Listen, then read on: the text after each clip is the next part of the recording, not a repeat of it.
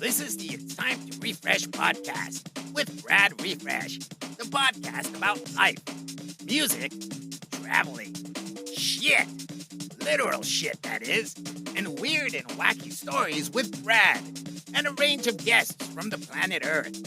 Feel free to share the pod with your pals, your mom, your neighbor's dog, or even your shrink. It's all fun. You can follow our Facebook group called It's Time to Refresh Community, or It's Time to Refresh on Instagram. Write into the pod, ask questions, and share your stories. Enjoy the pod. Hey kid, what time is that? It's time to refresh. You all right? How we doing? Just want to take 2 minutes of your time before we start this week's podcast to tell you about our Patreon. Patreon is a tool that we're using to help the podcast grow, give you better content, and, well, as I said, just let the podcast grow. So we've got 3 tiers. The first tier, there's only 20 of these spaces available, and it's £1 for life, and that's for It's Time to Refresh Originals. So if you've tuned in from day one and you want to join the cause, you can sign up for £1. Just follow the link in the description. We've got the standard Patreon, which you get access to bonus episodes, some exclusive content, Patreon specials, which we'll be recording, and early access to all future episodes. So you'll be getting them on a Tuesday instead of a Friday, which I think is fucking amazing for £3. That's less than a coffee. And then we've got our legend status VIP Patreons, which is £10. And that gets you tickets to all my gigs, and it will get you free entry to any It's Time to Refresh associated events, gigs in the future. So that's a little hint of what's coming up in the future.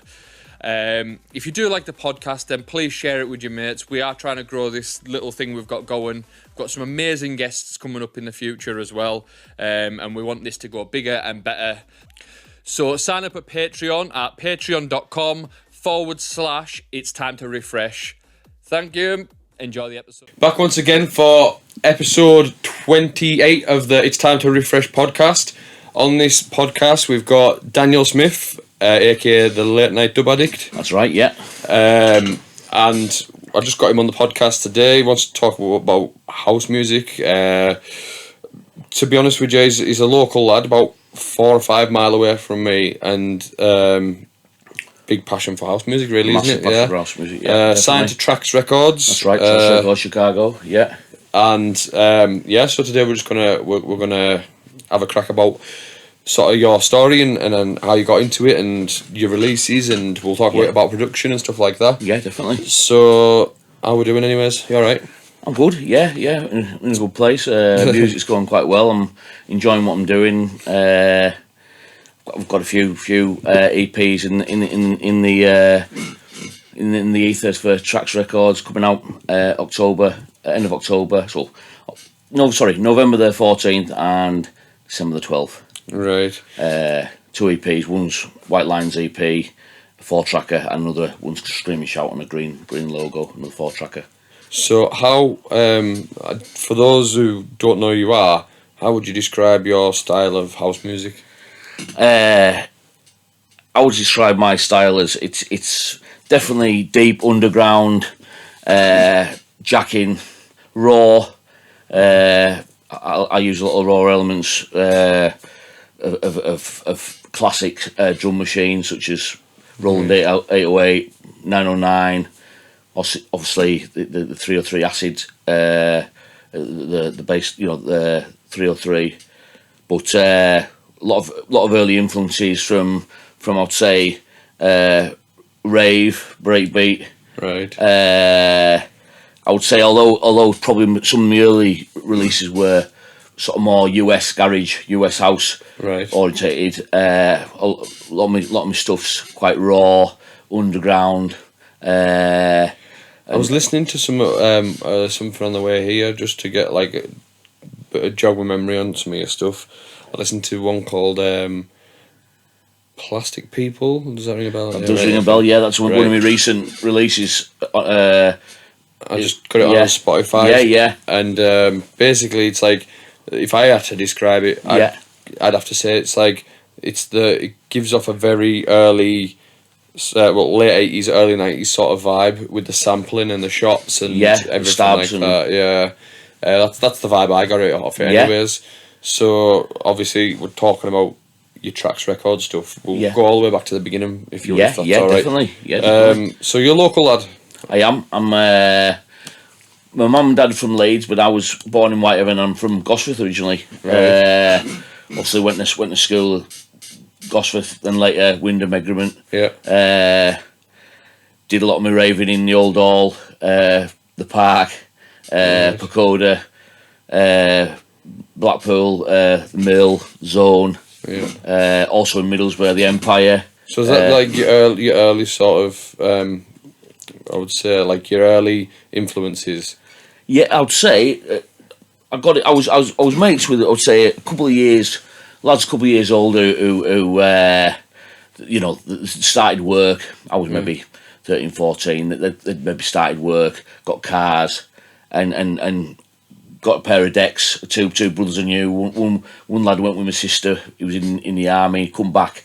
He'd have a set up. I think with a cam, belt driven. Nice decks. Not direct drive. Yeah. But certainly, me and my other mate could mix on them while he was at Catterick or away in Cyprus Island, wherever they're based. Yeah. And they had a big collection of records between them, from heavy metal all the way through to like indie, and then a lot of like breakbeat, rave, house. As I said to you before, there didn't seem to be as many subgenres, and it was all mashed together, all sort of mainly acid house, rave, breakbeat. So is this where you were getting your sort of education for it then? Would you say, like, when you hear in that, it's just like, so this is what it is? Yeah, I think I mean, it's. I mean, my dad's into music. Certainly not necessarily house music or but he's a big lover of music. They used to go dancing at the Decca nightclubs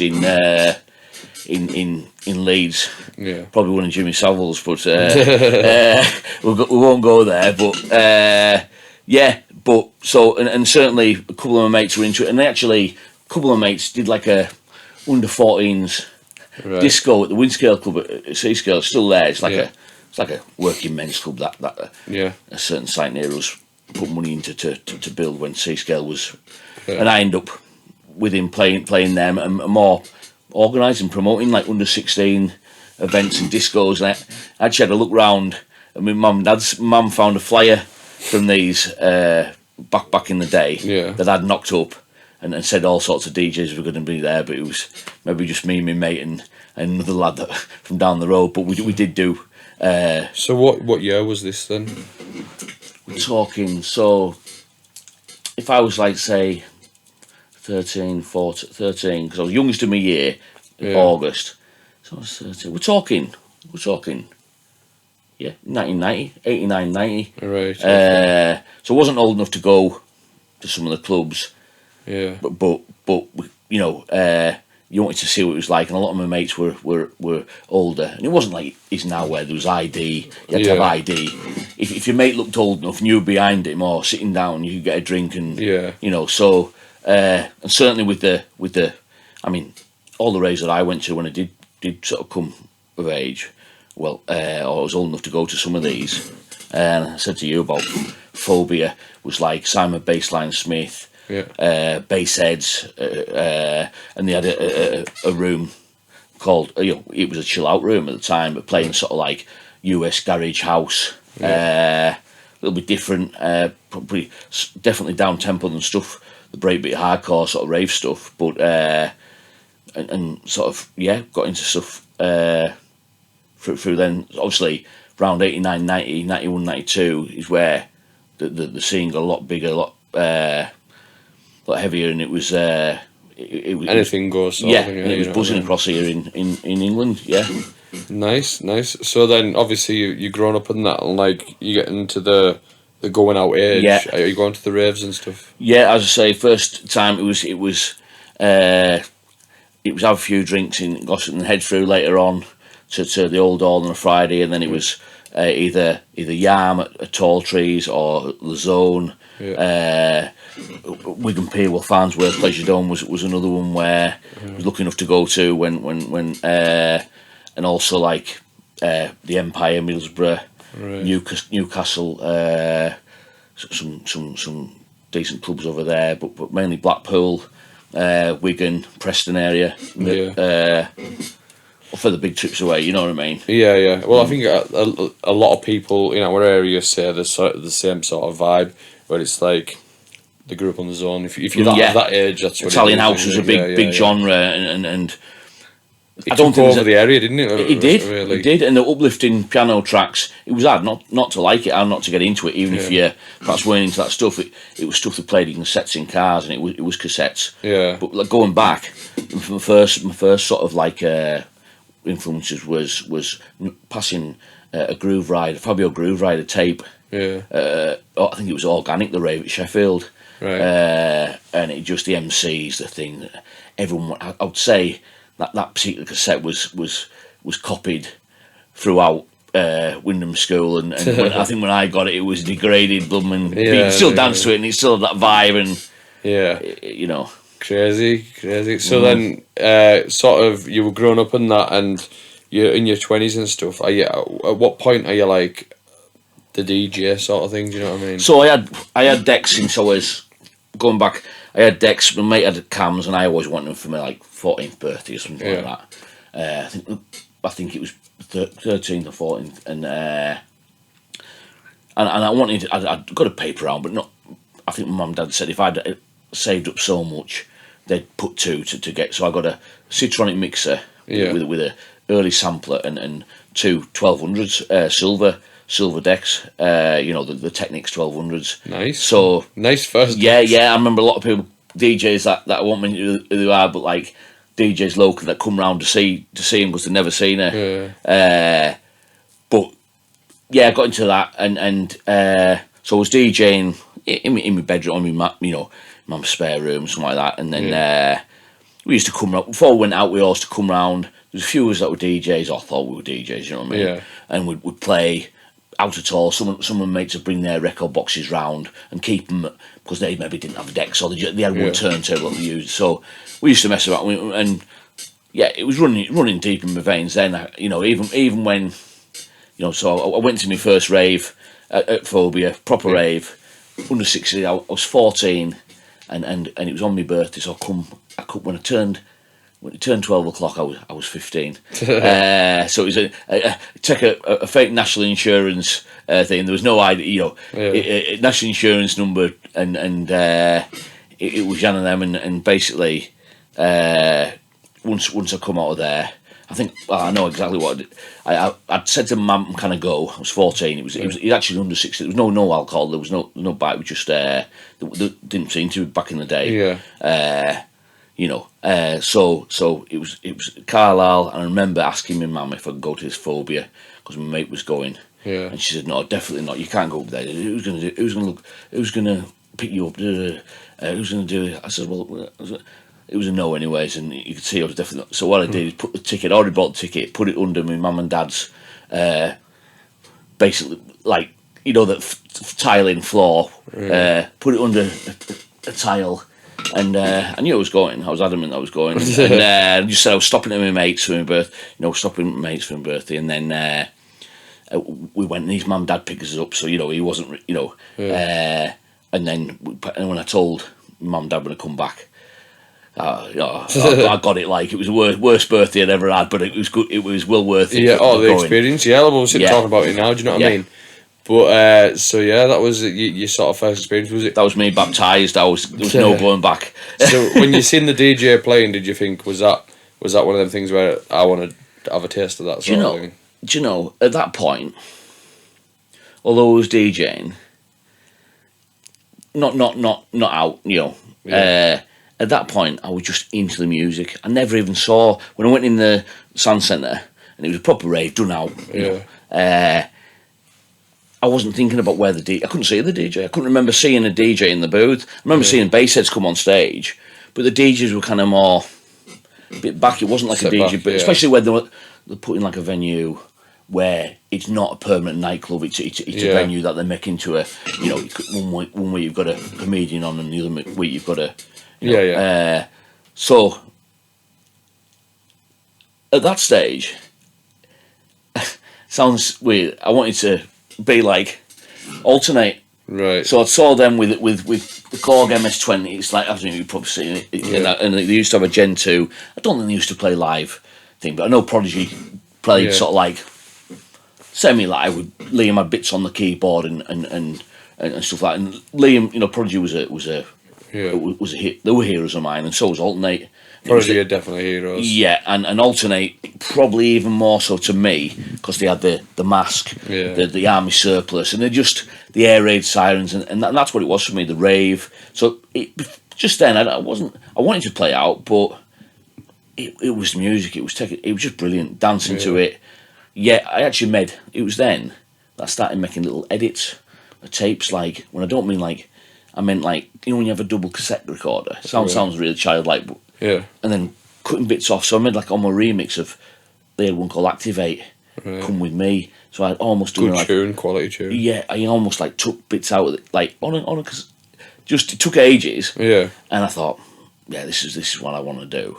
And I think I should maybe show my dad at the time. Look at this, I didn't know really what I'd done, and I was messing about. Yeah, and it wasn't until, I mean, I DJ'd. Yeah, I got DJ'd at some of them under 14s, under 16s, do C scale, whatever. Yeah, but it wasn't until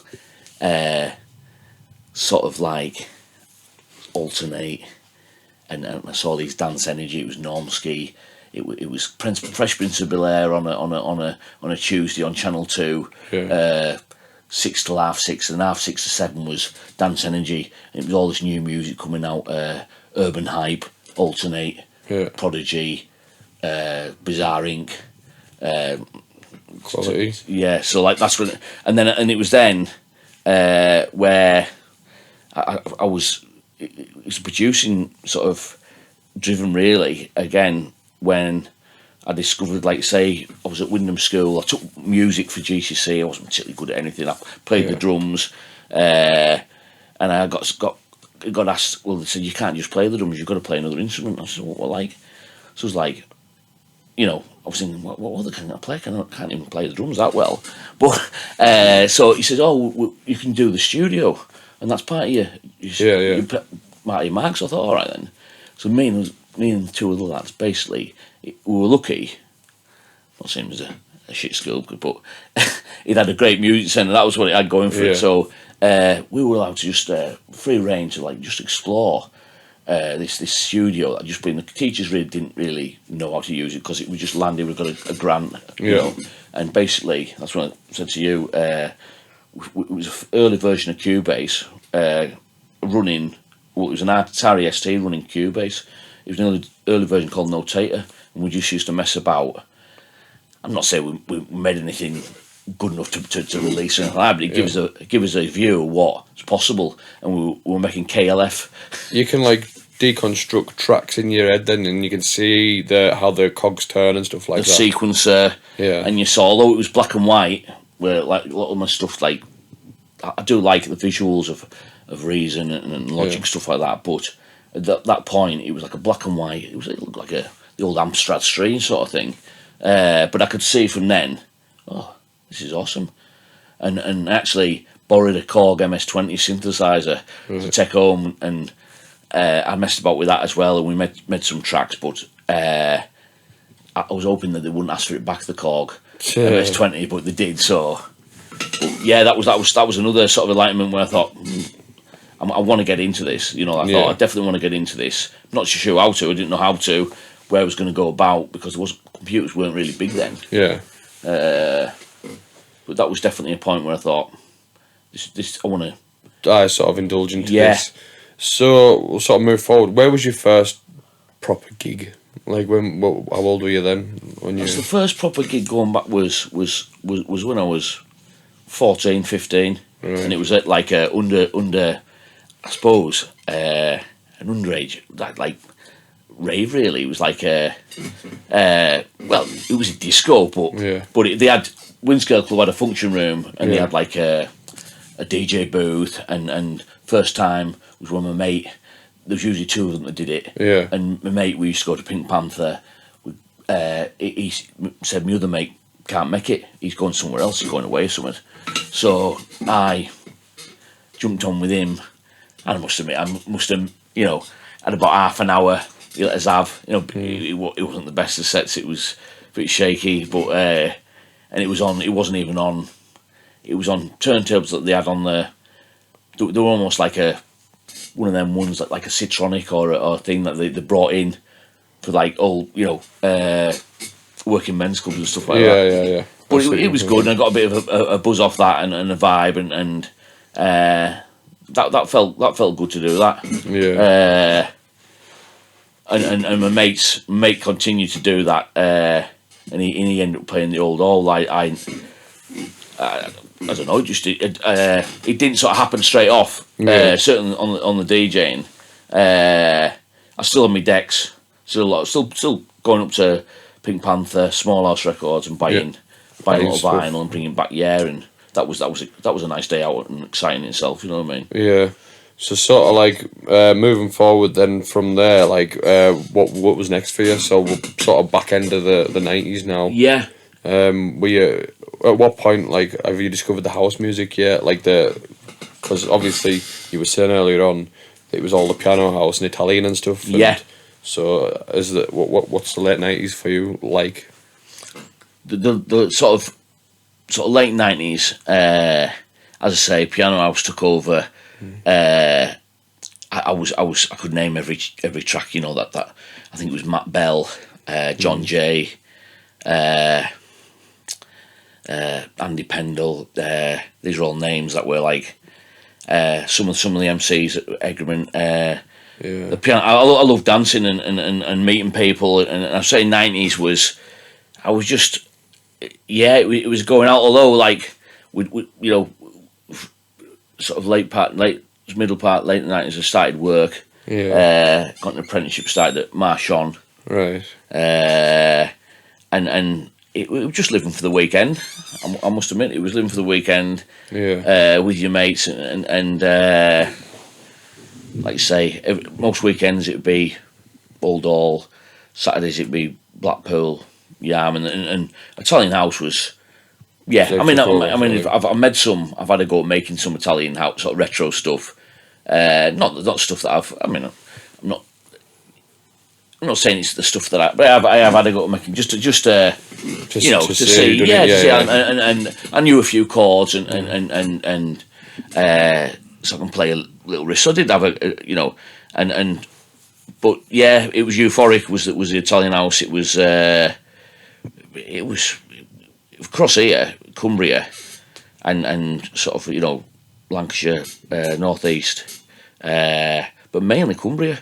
Yeah, it was massive, but we all mostly had to travel to get there. I can remember sort of end of that sort of period was Madison's and working, and that was kind of going into another sort of type house, a bit faster. Yeah, sort of a bit more edgier. But Italian house was where I did a lot of my dancing to, and right. Big time in my life as a raver. So going into the early 2000s and stuff, has the landscape changed at all? Obviously, the back end of the Italian and sort of the music's evolving. What trend are you following? What's the what direction did you go? I think as well. Sort of 2000s. I can remember wanting to get into I wanted to get into producing, right? And I can remember taking 3 future music magazines from saving up and reading them and all day. I went with an ex-girlfriend to Mallorca. Yeah. And I took the like Future Music DJ magazine. I must have been some great fun because all I was doing was reading these magazines, thinking what I can. I remember it was all a lot of synthesizers. There wasn't computers. There were a lot of sort of workstations about, and they were starting to come in. But computers were, and the internet was sort of like still in its Early days. Yeah, And it was it looked like a bloody C-Fax, didn't it, at first? But I come home, I can remember thinking, I can remember thinking this is what I want to get into, and I need to do it sooner rather than later if I want to get into it, So is this where the production journey started for you? What year would this be? I would say, I remember falling out with a girlfriend who basically made us think a few things, you know what I mean? Yeah. And I think to myself, I was probably feeling sorry for myself maybe, and I thought, right, okay, I'm going to think of something that I can focus on, save up some money and try and get. Put your energy into it. Put my energy into that, and say to myself, that was me goal, if you like. Yeah. And I remember first buying the Novation key, looking at it. I'd plenty of times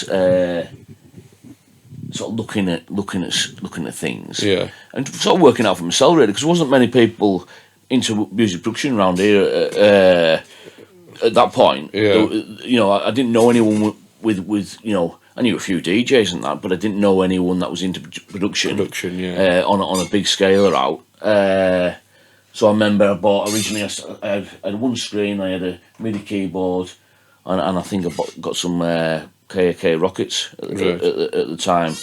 And that was when I started. I was still playing Sunday League football, so that was like still a big thing. Most things, and so it was juggling things. Obviously, didn't have any kids by the stage, but and just learning the craft. Just learning. I mean, I was just making anything really. Just having a go. If it sounded good, go with it. I was making sort of old school rave at some. Just anything that's sort of like bit of piano house, because that's what I knew. Old school. It was definitely deliberately raw, like stuff, but I didn't really know what genre I was going with or what thing. Or what just vibing at whatever you fancied that day, sort of. That's right. Yeah. Right. So when did you get your first record signed then? What was Right. First record or first digital release? Either or. What came first? Yeah. Right. I'll tell you. Yeah. So when I come to it, I had a bit of a bad spell, a bit of a bad time, and another time to reflect. And I probably feeling sorry for myself again, but I knew music was a big thing in my life, and I got a studio at this. It was in here. I think was it? Going. I think no. In my other house at Gosforth, I had. Sort of more basic setup, but we're still producing. It wasn't until we come here and obviously I had a room for me hobbies. It like, but it grew into more than that. But yeah, I basically I thought time had come round, and I've toyed at looking at releasing on other labels. Yeah. Some people showing a little bit of interest, but not enough to release my stuff. And I thought I'd finished a lot of tracks off. Yeah. And I thought I looked into label works, and I've said that, like, say I'm a DIY artist, like a lot of people, and no one was giving me any positive sort of there was not, I didn't have any friends with the label or anything like that. Yeah. So I got 5 tracks together that I thought were similar in vibe and genre. Yeah. And I went through label works. I think it sort of attracted me because they took 80%. I think 18%. Sorry, and you take the rest. So, and it was a mutual thing rather than signing money up front and having a bit of a risk to Yeah. And there's no guarantee you'd sell any things anyways. You know what I mean? So anyways. I got this 5 together, and one of the lads, this is like a chance meeting. I'd few years before, I'd played out at Cafe Mambo in Ibiza. It was like a charity event, and there was MK there, but also there was Eddie Halliwell, Right. who does psytrance. You'll have heard of Eddie Halliwell. So, anyways, I met him out there, but didn't know he knew one of my friends from Gosforth. He went to university with his brother and used to go on an holiday with him. So Yeah. he'd said to us, I said, I've got 5 tracks I want to release on my own label. Yeah. Could he just get involved and have a listen to them? And he says, yeah, no problem. So he rang us up. He said, he's going to ring you up at the house. And I was thinking, he's one of my heroes. You know what I mean? Yeah. So he rang us up, and I said, could you just have a listen to some of the tracks? Just I know they're not your vibe, not your genre, not what you put out, but could you give a listen to see? So we talked, and I think he did say my advice was to put one out and then promote it, push it, and then do another. Yeah. Well, I thought I was playing catch up because I'd done all these tracks but never released any. I wanted to kind of, so if someone saw some of my stuff, Yeah. or hear some of my stuff, they'd have 3 or 4 or 5 to go off, rather than just one. You can get more of it, what that person likes as an artist. So he'd said, and I kind of wanted him to put to say something good about them, or put a comment saying, Yeah. and he rightly, he said, because they're not my genre, my vibe. Yeah. I don't want to put anything out to but he says, I certainly like the tracks, and he certainly, I think his words says, you didn't just throw loops together and things. I said, oh no. So from that, I went out and I think I set the dates, maybe 2 weeks apart for the first 5, and I released it on my own label. Right. What's that label? Deep and Up Records. Deep and Up Records. That's right. the thing there. All right. Lovely, yeah. So What year was this, sorry? I'd say be about 10, 11 years ago now. Right, okay. Yeah. So yeah, first 5 were released, and it's the only time I've paid for any digital distribution. Yeah. But I did, and got a few comments back and what have you, and I did. Yeah, I paid a bit of money to promote the 5. Yeah. And I did meet people through that. Yeah. Which I met a group from Middlesbrough who released my first track on vinyl. Right. And they'd asked for 2 tracks, and I said, them tracks have already been released. Yeah. So I says, what about this one? So it was a track called Funkster, and that was my first release on vinyl. Right. So how many did the press up? Do you know? I do. It was a limited edition of 300. Right. So there was me and 4 other artists. One lad that runs the Duplicate label, and another that's heavily involved in RIFFRESH Middlesbrough, Right. Underground, NITE, and also Zoo Project in Ibiza.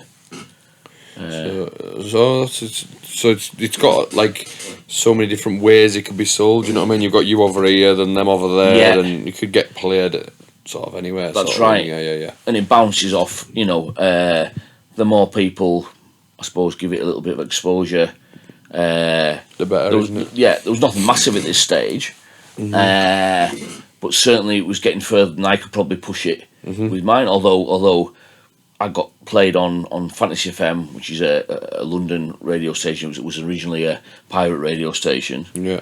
And got played by Glenn Woody, a really supportive DJ who's into his underground.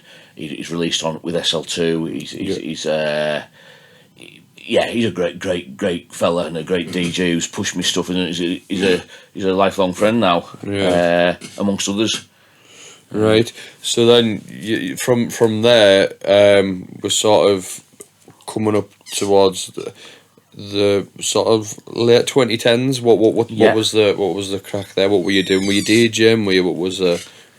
I'd DJ'd in Middlesbrough a couple of times. I'd also DJ'd gosh, for some of the like more commercial, some like headliners like Ian Van Dahl, Ultra Beat.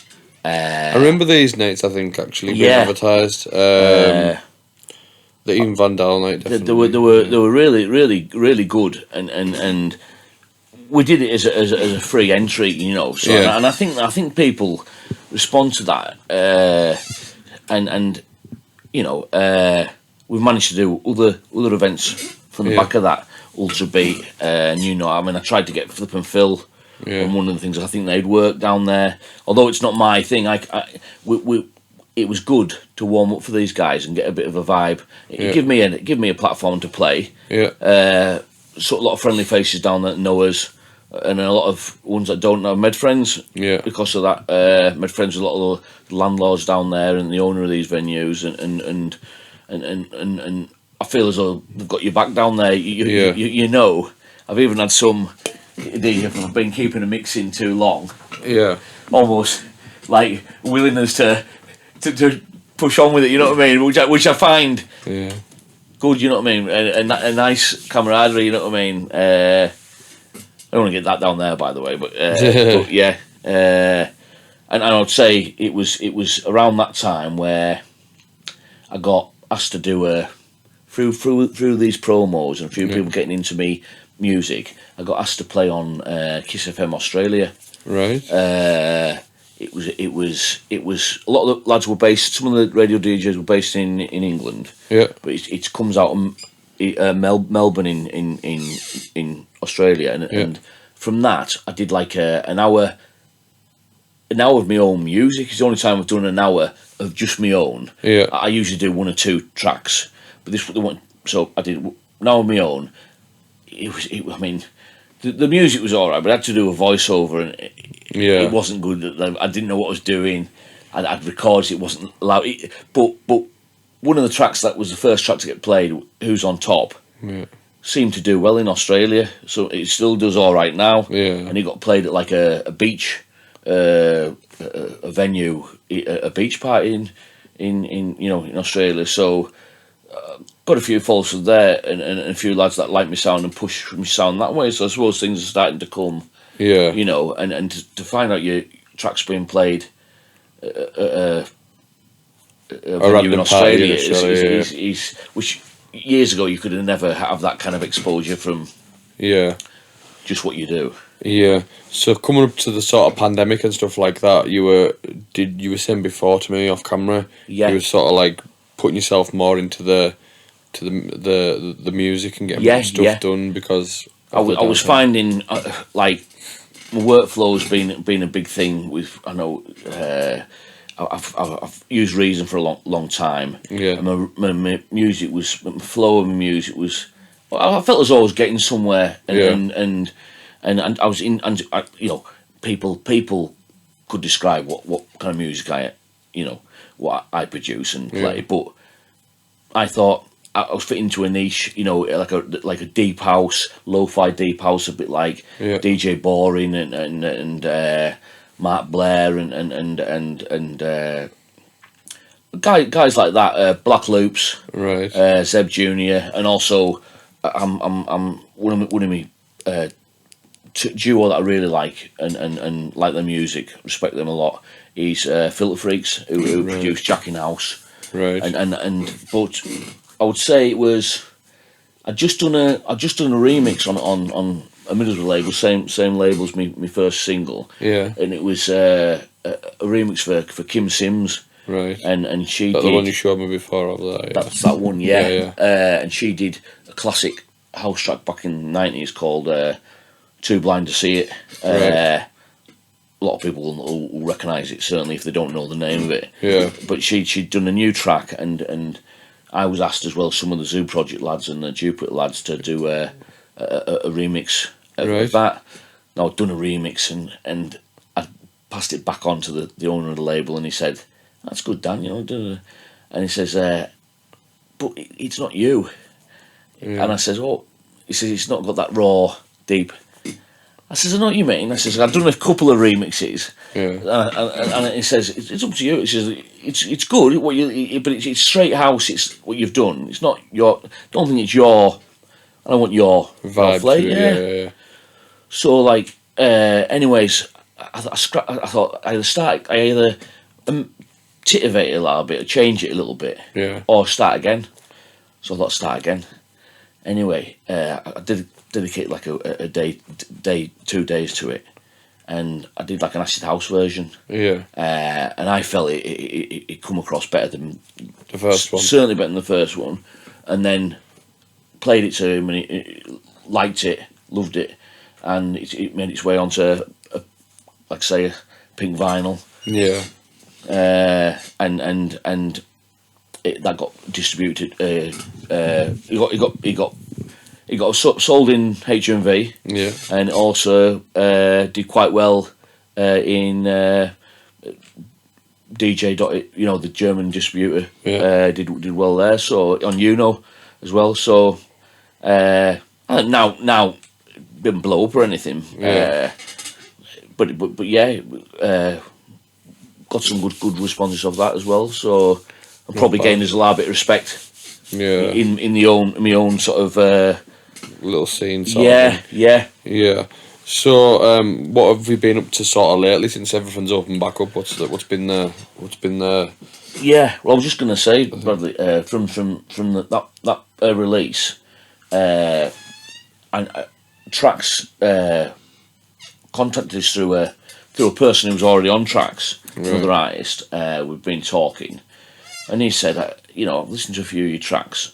I think you'd be suitable. Your tracks would go well. Your sound sort of suits the label. That's right. Yeah, your sound suits the Tracks sort of record, sort of Chicago house style. So so weird. I remember having a Zoom call at the time. I remember the house was madness because kids were at home, homeschooling. I was going to work, and then anyways, basically we had a Zoom call with Rachel and Marcus Mix at the time, another underground producer, and we basically wanted us to write more and sign to the label, sign 3 tracks to the label, and do a remix for Rachel, Screaming Rachel, on one of her new albums. So, and I thought in a way it was my time to sort of like get into gear and shine a little bit, you know what I mean? And I don't mean put your money where your mouth is, but get producing, and this is a like good opportunity. This is a good opportunity to do it. Probably, Not bad. So then, obviously, how long have you been with the Tracks records? Like now, I would say a little bit over 4 years, I think now. Yeah. The first. And how many releases is that you've put out with them? A few. Over 100. Right. With mostly originals and some remixes. One that I'm proud of. I did a remix of Armando 100% Dissing You, which is like a Jack in house classic. Right. So that was recently released, and it seemed to go down well. And I've done another one for Todd Terry and Screaming Rachel. Their original Used to Hold Me. I don't know that tune off the top of my head, to be honest. It's a vocal one that Rachel sung. I think you might have heard it if I played you, but it was a classic sort of US house garage, but it's been remixed a lot of times. But it's a vocal that people usually remember, like it sticks in people's heads. Yeah, definitely. Rachel's got a good voice. Right, so we'll sort of tie that up for part 1. We'll be back in 2 minutes with part 2. Back for part 2 of the podcast. This is the part where we ask questions that you've wrote in. If there's anything you want to ask me or the guests, then simply just give us a message on Instagram at itstimetoriffresh. We're on Facebook, Twitter, etc. With your questions, you can ask anything at all, from the mega serious to the mega stupid. And and we'll answer the questions as best we can. So this week we've got, hi Brad, what's been your favourite track of the year so far? Podcast is class, by the way, and that's from Jamie. So is there any, what's been your the track of the year for 2022? We're sort of what we're on now. We're at the back end of October, so you could probably, it's at the time of the year where you can start sort of saying. So my favourite track so far this year. Yeah. There's a lot of them. I'll have to say a track that I played at Solfest by Dope Demeanors. Right. And it was it's got an original track name, but it definitely has hints of Jump Around, House of Pain. House of Pain. Yeah. And I played it, one of my last tracks. It was absolutely awesome. It was a bomb track. Yeah. Probably even more energetic than probably would be. It was like a Dope Demeanors. I know they've actually supported me and with some stuff, and they've got it that like real jacking. Fun. So when you say it was very much House of Pain-esque, what was it? Was with the sampling out there? Yeah. Everything. Yeah. Class. I like it. But original, but went under original track. Yeah. So I can't remember. I can think, but they'll know. Did it have the screeching? He had the horns in it. Yeah. And they've been very clever with the vocals. Yeah. But it was just a bomb track and went off and I'll be using it again. It's a big track. Any others that sort of stand out this year? No, I like a lot of underground artists, so I'm gonna. Filter Freaks have done a big one. I think it was this year. Could have been back in the last year. Called I don't know what it's called now. Champion Sound. Sound. It's got quite some reggae sort of roots, and it's got some UK kind of garage sort of raspy bits in there. That was a big when I played that as well. Can I say one of my own or not? You can do. Say whatever you want, mate. I'll give one remix. Obviously, that Late Night Dub Addict version, Late Night Dub Addict remix of Armando 100% Dissing You. Yeah. Was that this year that came out? Yeah. That was this year. Yeah. I wrote it last year, but it come out this year. But original track of mine, Plastic People, that you mentioned, right, gets quite a lot of people commenting, and it's got the sample from it's like an old school sample, isn't it? It's from a record, like an early 90s record, and you've chopped it up, and put it, definitely. My favourite, I'm going to sound very generic, but I'm just dead happy for them for how big the tunes got, because like it's underground. But I like that. Is it Eliza Rose, The Baddest of Them All? Yes. That like such a good track, and even if that never charted, that is still like an amazing track. Them chords, it's Sound Design Happiness. Do you know that tune? Yeah. Remember that? Yeah. Doon, doon, doon, doon, doon. Yeah. Well, is it it's the main Interplanetary Criminal? That's the one. That's, to be honest, it's class that's tune. the one that makes me. They're playing at all the football. I went to see Carlisle Barrow this week, and they were playing it at that. Yeah. It's got a good vibe. It was everybody's moving to the beat. That's it. Class tune. But as I said, I would say that has to be up there with one of my favourite records this year. It's a good track. And it got a UK number one. I think it was at number one for 2 weeks, and from what I'm led to believe, I think that she's a DIY artist, and it's all been done sort of. This hasn't been a big corporate sort of push or anything. It's got organically big, and I love that. I love the thought of it just takes that one good track to get big. Definitely. Absolutely. I like the. I know it's another big tune as well, but Mau P, Drugs from Amsterdam. It's just so simple, and it's like, as I said, that blew up massive. Like a minimal sort of and a bass line. And it's got that warehouse feel, hasn't it? Class. It's got a good groove to it as well.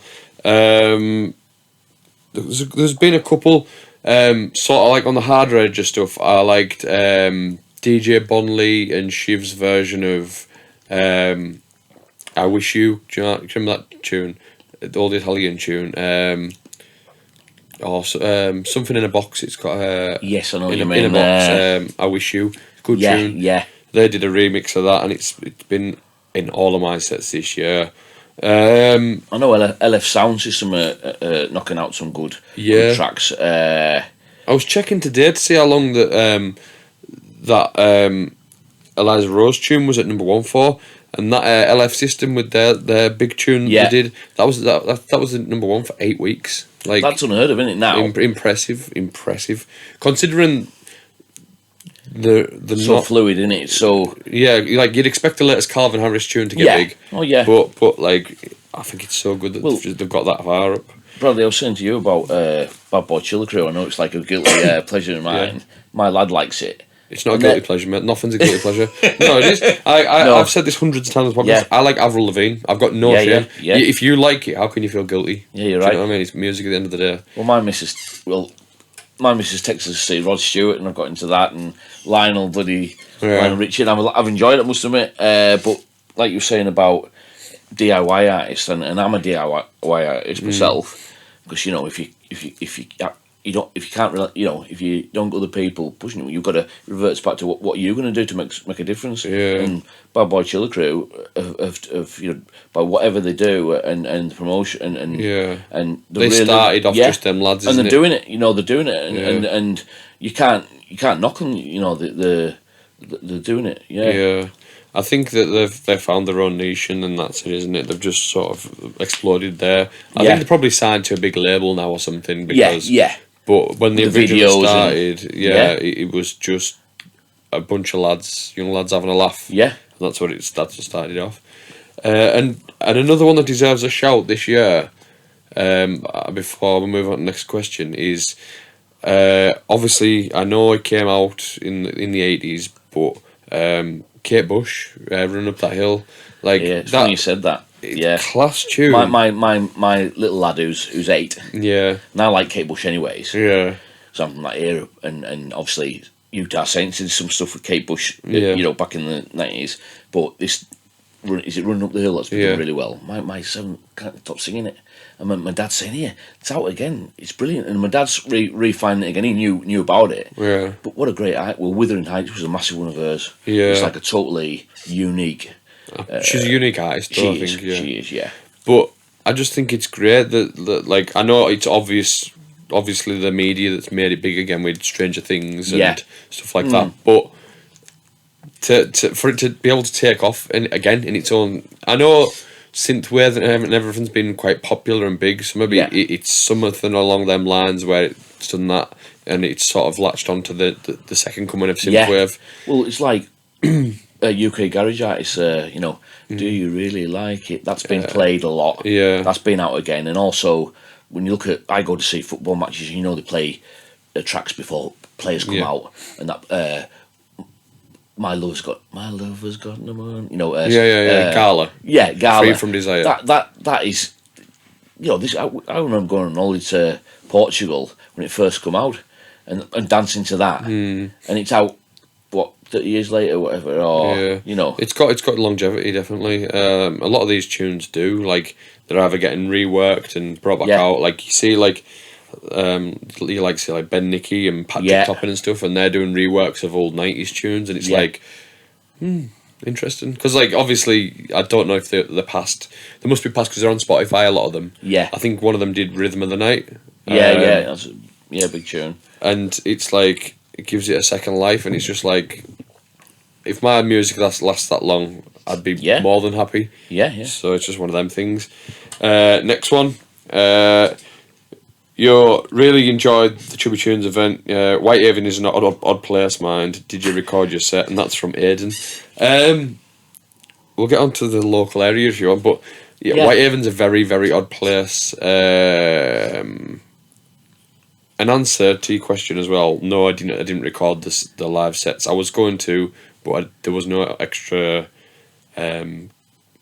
ports for my cables on the back of the mixer, because they've got like the PA system, and then they've got the monitors, and then it was all plugged in. And I'm sure they had like a couple of different bits and bobs. Yeah. So in answer to that, no, we never recorded it. But yeah, Whitehaven is an odd place. So last weekend we talked about it, and I ran the event. I was a bit worried because I don't know if you've seen the pictures circulating on social media, but there was the floods in town. Did you see the? I did. Yeah. Right. So and that's right by the club, and I thought, is this going to put people off? And we opened up at 9 o'clock, and there was a couple in. But by 10 o'clock, it was just unbelievable. Like, it was wall-to-wall rammed. Yeah. All Very night. busy, And it was a good vibe. It was different to what I usually do. Like, I started off really slow. Like I was saying to you before, I was playing some, like, really minimal tech house stuff where it was basically a kick, a bit of a percussion groove and a bass line. And it was just... And I built it up. And... I mentioned that Eliza Rose track before. I played that sort of peak time, and honestly, the reaction I was getting, I got off it. I know obviously it's a big chart tune, but like people were coming up to me on the phones and putting it up and saying "Don't bad us small." It's one of them that's you feel warm listening to it. You feel it's a happy. Yeah. Well, they were chanting on because obviously you've got when it kicks in, you've got the sing along bit and it's got really high energy. Yeah. But on the bridges, you've got that girl doing "It's the baddest of them all," and they were all chanting it. It was like the Free From Desire sort of chanting. I'm like, interesting, very, very interesting. Like I just thought.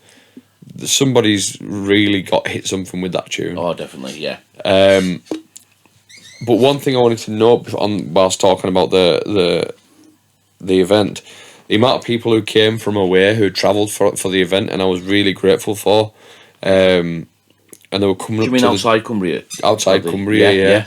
So people were coming up to me and they were quoting things off the podcast, and I was like, sorry, you've caught me off guard here. And he's like, oh, you said this on the podcast. And I'm like, oh, right, oh, yeah. That's and it was that, like.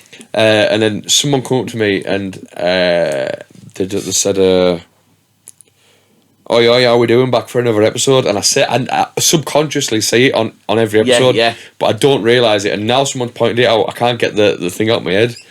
But yeah, it was that's just a good thing, that though, isn't it? It's good that people are noticing it. Yeah. So whilst I'm here, I just want to say thanks to everyone who came. The podcast massively helped with the reach. I talked about it a couple of times on the podcast, maybe twice or at the most, and people latched onto it and they've came for the basis of the podcast rather than for the music, because they were like, oh, we don't even like house music or we don't like bounce music, but we're just here because it's a vibe, it's a good vibe. Yeah, definitely. So I was just like, wow, it's a bit of an eye opener, to be honest. Yeah. Next question, last one for today is, do you think there will ever be an era like the golden years of trance again? I'm thinking 1997 to 2001, emotional chords and big melodies, and that's from Cameron. Are you a big fan of trance? I've danced in trance when I've gone to Ibiza and things like that. Trance is something I've never played as a DJ. Yeah. Though you can't deny them euphoric big tracks, Cafe Del Mar. Yeah. And I've got some of them tracks on vinyl. It's a bit like that one as Deep House has come around. Yes, it's Deep House has come around to stay. Yeah. I don't think Piano House is going to come around that way where people. But I think it will. I think it will come around with trance. Because there's bits of like melodic techno and it's sort of like progressive house, which are like trance. Yeah. And then you've got the side trance, which is stepping a foot into the sort of bounce. Yeah. The very bouncy. Yeah. So he'll always have a following, and will it go massive again? Maybe, possibly. It does. Everything. House is here to stay now, but the genres are going round and round. There's always a sort of 10-year cycle. That's it. Of like bounce seems to be doing really, really well at the minute. You see good turnouts and it's getting played at festivals. But then, sort of 8 years ago, no one was interested in it. I was playing to 30 people in a pub. Do you know what I mean? Like, and then that's just how it is.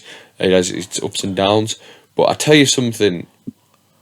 To answer this question, if trance was ever going to get big, like the classic sound and trance 138, euphoric, hands in the air type stuff, it's going to be now. If it's going to be, because look at them videos of Creamfields and stuff like that. Yeah. Like, I can only imagine how much it blow the roof off. If you heard, let's think of a tune. If you heard "Out of the Blue" by System F on that big on that sound system, but like a modern version, modern production. Yeah. You heard that, it would, the shivers would go right up your back, like it would. Imagine hearing like Ferry Corsten's mix of Adagio for strings, the William Barber tune. Yeah, if you heard that breakdown in a club with all them thousands of people there now in Creamfields, it would just work. You've got a new set of people coming out. A new generation of people. Yeah. You know, my lad's 12. And he's getting into music in a big way, you know. He plays guitar, but like you say, these new generation of people keeps it fresh again because they're hearing Freeds from Desire and parts from. It could have been made yesterday. Could have been made 20 years ago. You don't know. Yeah, and they just think it's a new tune, which is good, and it's only a matter of time. They're finding new tracks in 20, 30 years that we've just been through, whatever. And they don't know if it's a new track, an old track, and they don't care. Yeah, and you can play them next to each other in a set because you know they're not a million miles away, tempo or genre. You know. Well, another one that I want to say about at the weekend that got a good response, and I was just like, wow, that was it. I played it because I like it, and I thought, oh, this might go down well, but it went down spectacularly. It was Liquid Sweet Harmony. Oh.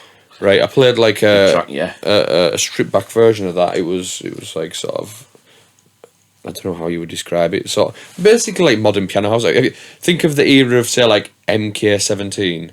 From that where everyone brought back the Korg M1 sort of sound. MK was a massive producer, legend. Yeah. And then I played this, and when the piano, because obviously it breaks down into the string with a little break beat. Yeah. And then it stops, and then the piano kicks in. And that came on. Honestly, it was quite a young crowd that were in. Yeah. All these 18-year-olds going absolutely mental with their hands in the air to a tune that came out well before they were born. It came out 30-something years ago now, or it was 30-odd year ago. And to them, it's a new and they track. were loving it. Yeah.